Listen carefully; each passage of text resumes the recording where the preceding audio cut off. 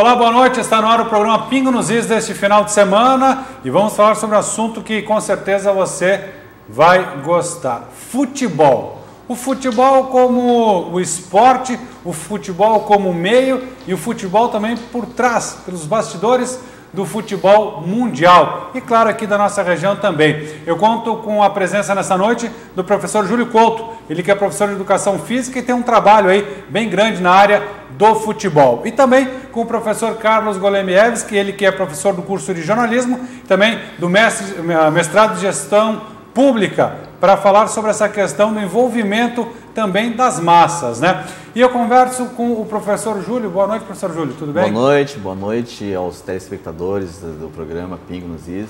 É um prazer estar nesse momento aqui, discutir futebol, discutir esporte. Eu acho que é um campo vasto de reflexão e que a gente aborda muito pouco, pelo menos nesse viés de um pensamento mais reflexivo nele, né?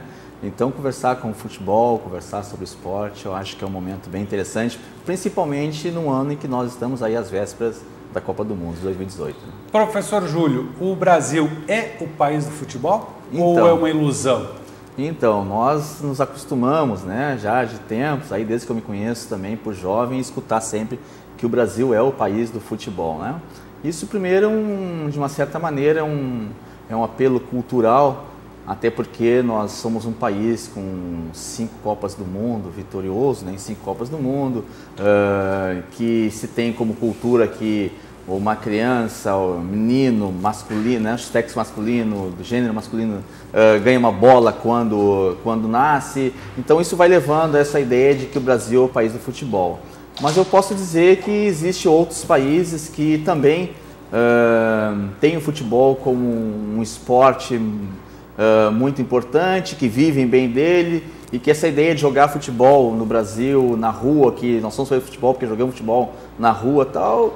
Eu morei na Arábia Saudita, trabalhei na Arábia Saudita com futebol e cansei de ver no deserto 2 traves e a garotada jogando final de tarde futebol em pleno, né, deserto saudita.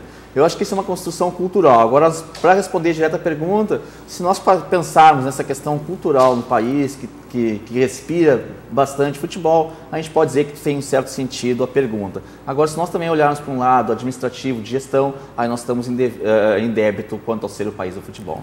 Professor Carlos, na questão também da mídia, né, que o senhor estuda muito essa questão da mídia, é um campo onde se investe devido também a esse retorno financeiro das grandes emissoras? Boa noite. Boa noite, é uma área muito interessante, né, que se ganha muito dinheiro com isso aí, né, e até eu gosto de até citar o grande técnico Silas, né, que ele gostava de dizer que é técnico do Avaí, jogou no Grêmio, né, o Silas dizia uma coisa muito interessante: futebol tem muito dinheiro, mas tem muita gente ruim trabalhando no futebol, não a parte da educação física, mas a gestão, né, acho que os profissionais. E ele dizia uma coisa muito interessante: vem muito dinheiro, só que daí a gestão é muito complicada. Eu acho que a gente enfrenta isso, né? E em relação à mídia, claro, a mídia está sempre querendo ali, porque como até vocês falaram antes, né? Tem muita audiência, né? O guri nasce, já ganha uma bola, aquela coisa toda. Então todo mundo quer pegar uma fatia daquilo, né? Se tem audiência, eu tenho consumidores, né? Então todo mundo quer vender aquela partida, né? Então por isso tanto interesse no futebol. Até no começo de conversa, uma roda de amigos, primeira coisa, que time tu torce, né? Aquela coisa, né? E ali já começa a amizade e a discussão. Isso.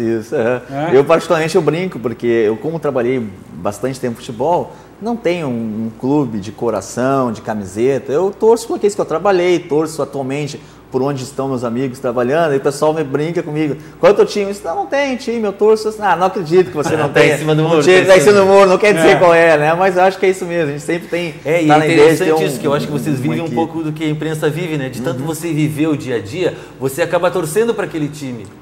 Eu cobri 3 anos Marcílio aqui, né, pela TV Univale, foi muito legal vendo aquele pessoal, aquela batalha, aquela preparação, né, na quinta, na sexta. Acaba torcendo. Chega domingo e tu acaba torcendo, acho que com o profissional acaba acontecendo isso. Sim, acaba torcendo. Agora você levantou um assunto aqui interessante, a questão da gestão, você estava discutindo aqui. É interessante a gente entender que gestão, gestão do futebol brasileiro, a gente falar em clube empresa, ele parte, o primeiro pontapé inicial parte com a Lei Zico, 95, e depois com a Lei 9.615/98, com a Lei Pelé.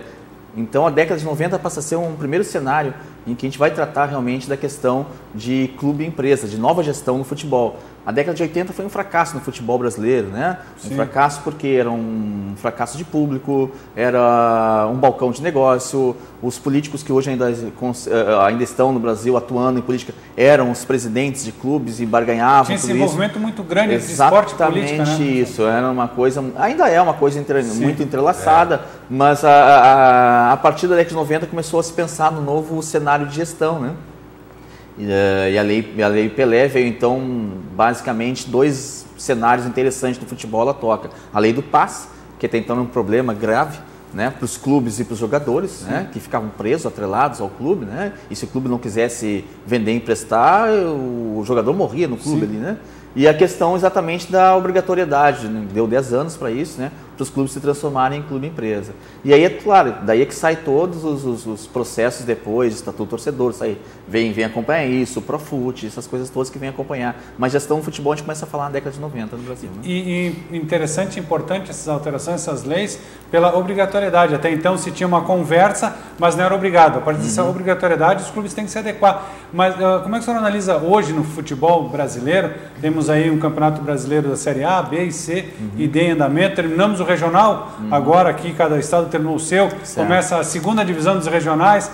E como é que é gerir? Um clube grande está sempre na mídia, está sempre em alta, mas e o pequeno? Como fazer? Então, só para levantar aqui, relembrar um pouco, né? Em 2013, um grupo de jogadores no futebol brasileiro, grupo de jogadores com expoência no futebol brasileiro, né? Fundaram um movimento, né? Obrigado, um movimento chamado Bom Senso Futebol Clube. Esse movimento, ele realmente ia ao encontro disso que nós estamos discutindo aqui.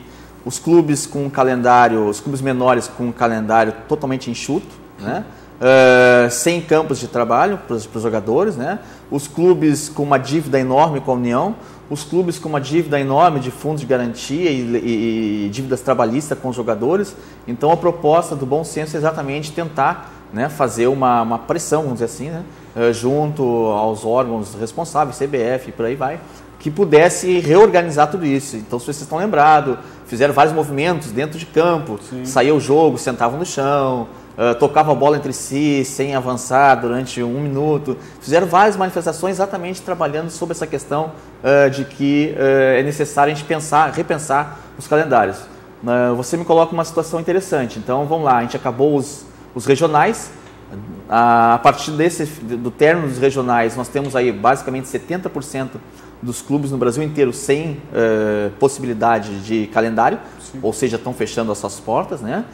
Isso coloca um número muito grande de trabalhadores sem possibilidade de emprego, porque o que nós temos hoje? Bom, nós temos o Campeonato Brasileiro. O Campeonato Brasileiro é Série A e B. 20 vagas num, 20 vagas no outro, 40 vagas de campo de trabalho. A Série C é um campeonato muito curto, porque alguns clubes vão no meio do caminho sendo eliminados, né? E a Série D também tem um processo de eliminatório muito grande. Então, cabe apenas 40 vagas de trabalho, 40 postos de trabalho, vamos dizer assim, no Brasil inteiro. Desses 40 A e B, 20, que é da Série A, são na verdade, 2,5%, isso significa dos 800 clubes filiados. São os clubes que voltam para si todos os olhares de empresário, de mídia e por aí vai. A Série B um pouquinho mais, porque é transmitida também, mas depois a C e a D já não tem mais isso, os regionais também, muito pouco. E nessa questão da mídia, né, professor Golemo, esse envolvimento de valores e o atrativo, né? E até o que eu queria falar sobre isso, que eu acho assim, pegando esse gancho aí do professor Júlio, que é assim, eu acho que alguma coisa está errada, tem que mudar esse processo todo, por exemplo, que tem, né, uma grande empresa liderando, comprando todos os campeonatos, eu acho que é ruim, por exemplo, até essa prioridade sobre a seleção brasileira, né? Sim, o monopólio, é muito cruel, até os monopólios. Poxa vida, só eu posso transmitir, inclusive amistosos, né? Eu acho que está errado isso. Eu acho que tem que dar outra oportunidade. Nós temos grandes canais abertos, grandes canais a cabos. Eu acho que isso aí é muito negativo para o futebol em si, né? Que daí você centraliza muito num grupo econômico e que é ruim. Eu acho que é para todas as áreas. Sim. Hoje eu acho que a gente sofre com a própria política, né? Por quê? Porque foi negado também nos falar de política. E hoje a questão do futebol é a mesma coisa. Os escândalos da CBF não são de hoje, né? Esse monte de maracutá, esse monte de coisa. Então, assim, eu acho que sempre quando tu tem um grupo muito forte, é ruim, né? Isso é aquela dos países que a gente tem em todas as áreas. Um presidente só vitalício. esse negócio não está certo, né? Então eu acho que pouco questionamento, tudo isso prejudica o esporte e acho até mais. E eu acho que o esporte deveria ser amplo, né? Porque imagina a frustração do menino que não quer ser jogador, que ele quer jogar vôlei. Poxa vida, quer dizer que frustrante, né? Para um professor. Claro. Então acho que tem que alargar isso. E até porque até o professor Júlio estava falando antes até ali fora comigo, poxa, tem aquele funil, né? Nem todo mundo vai dar certo. Sim. Mas tu tem que garantir que tu tem que formar um bom cidadão, claro, né? Claro. Um bom...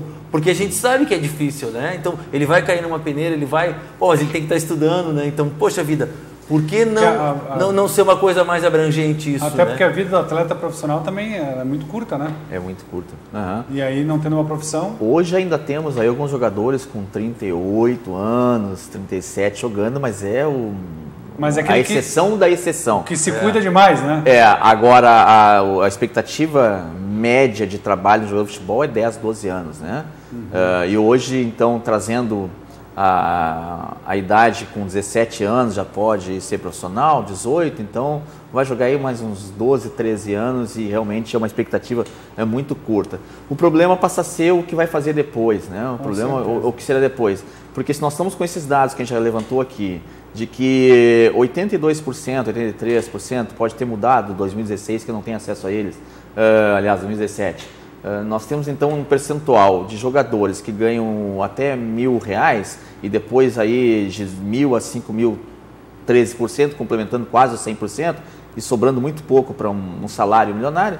A pergunta é, o que vão ser essas pessoas quando parar de jogar futebol? Até pensando nessa questão aí dos números, né? O senhor falou anteriormente bem, 800 mil filiados tem isso. Então, só para ter tempo para a gente trabalhar esses números, a gente vai para o nosso apoio cultural e a gente volta já falando sobre isso, porque é um dado importante quando se fala de mercado de trabalho. 800 mil jogadores de futebol filiados. Fora os que não têm filiação nenhuma, que é o pessoal do final de semana, o pessoal do amador, que também não tem, né, nenhuma remuneração por vezes, mas isso a gente vai falar depois do nosso apoio cultural, para tratar todos esses assuntos com o professor Júlio e o professor Carlos aqui no Ping Nos Is. A gente volta já já.